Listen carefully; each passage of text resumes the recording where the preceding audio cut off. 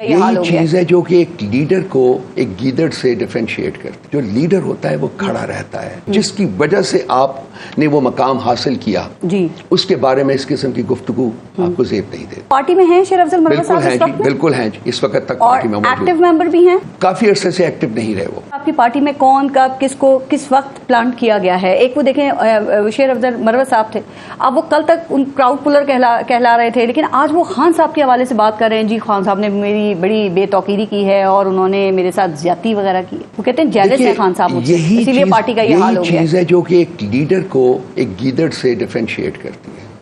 जो लीडर होता है वो खड़ा रहता है। मैं अपनी कन्विक्शन की वजह से पिछले 32-33 साल से खान के साथ हूँ, पार्टी का मेंबर जो भी है। मैं अपना काम भी करता था, पार्टी में भी काम करता था, मैंने कभी ओहदों के पीछे नहीं भागा, लेकिन मैं आज उसके ऊपर मुश्किल वक्त है, I am standing with him. ये लीडर जो है, ये लीडर जो होता है और जो गीदड़ होता है, उसमें फर्क ये होता है कि वो मुश्किल वक्त में अपने लीडर को नहीं छोड़ता। सर लेकिन वो कहते हैं कि मरवत साहब के पार्टी जब मुश्किल वक्त में थी तो मैं फ्रंट पे आया हूं, मैंने पार्टी को मुश्किल से निकाला है, इलेक्शन कैंपेन्स हमने चलाई हैं, जलसे उस वक्त में हमने किए हैं। वो कहते हैं बताएं ना कि कौन निकलता था उस वक्त में बाहर, जो ये लीडर्स हैं। ये बहुत लंबी कहानी है, किसी वक्त बैठ के बात करेंगे जब हमारे पास बहुत वक्त होगा। इस वक्त मैं सिर्फ इतने कहने के ऊपर इत्तफा करूंगा कि जिसकी वजह से आपने वो मकाम हासिल किया जी, उसके बारे में इस किस्म की गुफ्तगू आपको ज़ेब नहीं देती कि वो मुझसे जेलस हैं इसलिए पार्टी का ये हाल हो गया। खान ने जेलस होना है। उनको वैसे पार्टी में सबसे मसला खान साहब से भी मसला है, वैसे लगता यही है। मैं नहीं कुछ कहना चाहता because I don't want to further aggravate the situation, you know, but I hope he understands कि इस किस्म के बयानात देने से आप ना लीडर बनेंगे ना खान की पोजीशन को कोई इफेक्ट। सर वो पार्टी में हैं शेर अफजल मरवत साहब इस वक्त में? बिल्कुल हैं जी, इस वक्त तक पार्टी में मौजूद। एक्टिव मेंबर भी हैं? काफी अरसे से एक्टिव नहीं रहे वो। ओके अच्छा सर, क्योंकि वो आप उनमें दो जो कमेटीज हैं उनके मेंबर नहीं है, वो कोर कमेटी और पॉलिटिकल कमेटी के वो मेंबर। इजलासों वगैरह में भी नहीं जाते? वो मेंबरशिप चूंकि मेंबर नहीं है वहाँ, तो उसमें नहीं, सो रिलेटिवली बहुत इनएक्टिव हो गए। जस्टिस काजी फायज ईसा के ऊपर आप लोगों को क्या एतराज है? खान साहब ने और आप लोग कहते हैं कि जी वो जो पाकिस्तान तहरीक इंसाफ से मुतालिक बेंच है वो उसमें नहीं बैठेंगे, क्यों? पिछले आप जब से काजी फायज ईसा साहब, मैं बसद एहतराम अर्ज कर रहा हूँ, आप चीफ जस्टिस बने हैं और उससे पहले का भी जो एक ट्रैक रिकॉर्ड है पूरा, जब हमने एक रेफरेंस उनको मूव किया था और तो उनके बयानात और उनकी बेगम साहबा के बयानात जो हैं, मैंने कुछ देर पहले, कुछ 6-7 दिन पहले प्रेस कॉन्फ्रेंस की थी, तो वो 13 आइटम्स थे जो कि मैंने प्रेजेंट किए थे as proof of the fact that he carries a bias against PTI और इमरान खान। इसके अलावा जस्टिस गुलजार साहब के 5 मेंबर बेंच की एक जजमेंट भी है इनके बारे में कि जी ये इमरान खान या पीटीआई के किसी केस में नहीं फ्री। सर एक सेकंड देखिए, ये उस वक्त ये जब खान साहब वजीर आजम थे और पाकिस्तान तहरीक इंसाफ ने जस्टिस काजी फायज ईसा के खिलाफ रेफरेंस फाइल किया था। आप जिस फैसले की बात कर रहे हैं साबिक चीफ जस्टिस गुलजार अहमद साहब की, उस केस में ये कहाँ लिखा है कि वो आगे भी जस्टिस काजी फायज ईसा पीटीआई का कोई केस नहीं सुन सकते? फ्यूचरिस्टिक है जी, सारी कुछ है। जजमेंट उस वक्त तक इंटैक्ट रहती है जब तक कि उसको खत्म न किया जाए। अगर ये चाहते हैं कि ये अपने केसेस में बैठे थे, इनको एक लार्जर बेंच बनाना चाहिए था जो उस जजमेंट को एनाल करती, ठीक है, उसके बाद इनका बैठना बन जाता था। लेकिन उसके बावजूद उसमें पीटीआई का लिखा है कि पीटीआई वो खान साहब का था ना, खान साहब के हवाले से, तो पीटीआई के हवाले से तो नहीं था कि जिससे पीटीआई से मुतालिक किसी बेंच में खान साहब के बारे में है जी, सब हर चीज खान साहब के बारे में। तो पीटीआई से मुतालिक, और वो वजीर आजम थे उस वक्त, तो पीटीआई से मुतालिक बेंच में तो वो बैठ सकते हैं, केसेस तो सुन सकते हैं। पीटीआई का इंटरेस्ट खान साहब का इंटरेस्ट है, खान साहब का इंटरेस्ट पीटीआई का इंटरेस्ट है। सो बेसिकली हमारी लीगल इनपुट है जो हमें मिली है, वो टेक्निकली वो उस बेंच का हिस्सा नहीं बन सकते।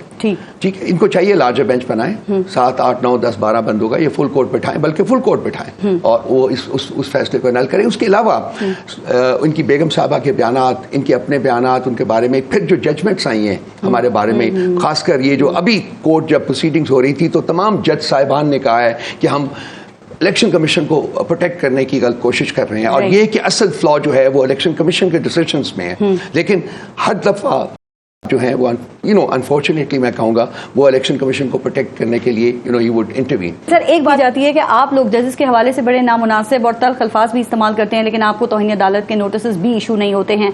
खासकर मुस्तफ़ा कमाल और फैसल वावडा को देखें, माफिया तक मांगनी पड़ गई। तो वो जो अदलिया की सहूलत कारी है वो कहीं ना कहीं तो कहा जा रहा है कि पीटीआई के लिए मौजूद है।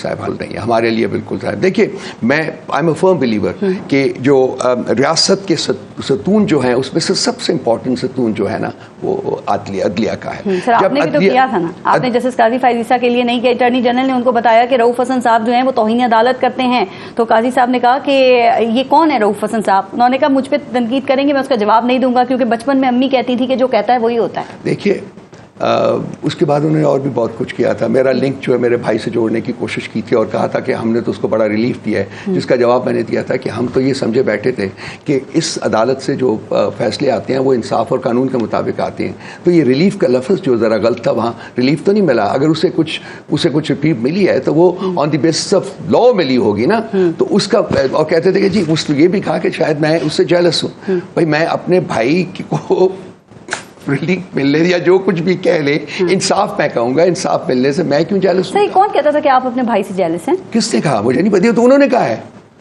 یہ تو چیف جسٹس آف پاکستان نے عدالت میں کہا ہے, عدالت میں کہا ہے, عدالت میں کہا ہے. ایک یہ چیز بڑی آپ کی جماعت کے حوالے سے سامنے آ رہی ہے کہ مرض بڑھتا گیا جوجود دوا کی.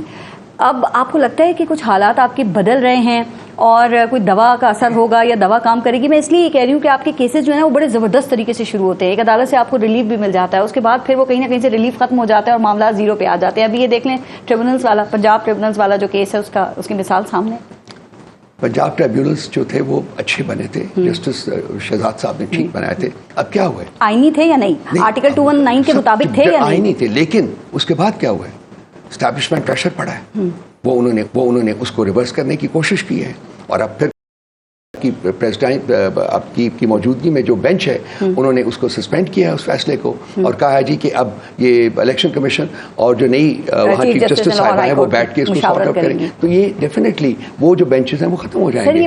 یہ اب ریٹائرڈ ججز کے بینچز بنیں گے جن سے مرضی کے فیصلے لیے جائیں گے. سر یہ ٹریبونلز بنانا کس کا اختیار ہے؟ آئین کا آرٹیکل 219 کیا کہتا ہے؟ ہماری لیگل ان پٹ ہے کہ یہ chief justice of Lahore high court جس ڈومین میں ہے وہاں کی ہائی کورٹ کے چیف جسٹس. لیکن یہاں پہ بھی مسئلہ یہ ہے کہ آپ کی مرکزی پالیسی سامنے نہیں آتی.